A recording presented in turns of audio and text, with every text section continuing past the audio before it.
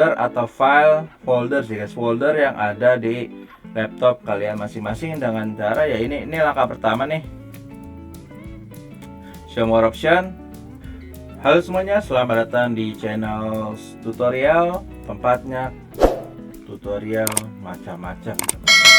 Jadi pada video kali ini kita akan mempelajari materi bagaimana sih cara untuk menghapus atau mendelete folder di Windows atau laptop kalian masing-masing. Sebelum masuk videonya, jangan lupa klik tombol like, share, serta subscribe-nya karena bantuan kalian sangat berarti untuk channel ini. Langsung saja kita masuk dalam materi pembelajarannya. Yang pertama yang harus kalian lakukan adalah buka File Explorer. Guys ya, udah pasti itu guys, udah buka File Explorer-nya dan kemudian kalian pilih data penyimpanan mana serta folder yang ingin kalian hapus.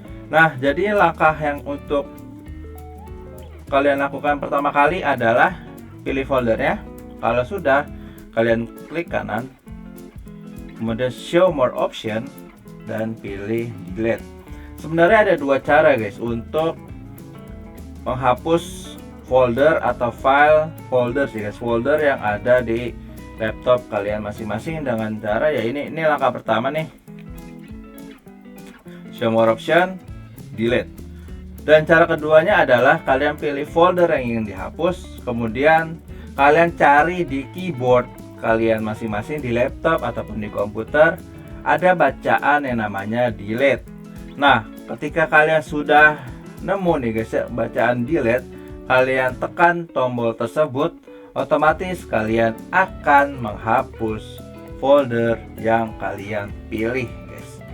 Gitu. Jadi di sini gue mau contohinnya yang manual aja guys, yang klik kanan. Jadi pilih folder, klik kanan mouse, kemudian show more option, pilih bagian delete teman-teman, delete. Dan foldernya sudah terhapus sepenuhnya teman-teman.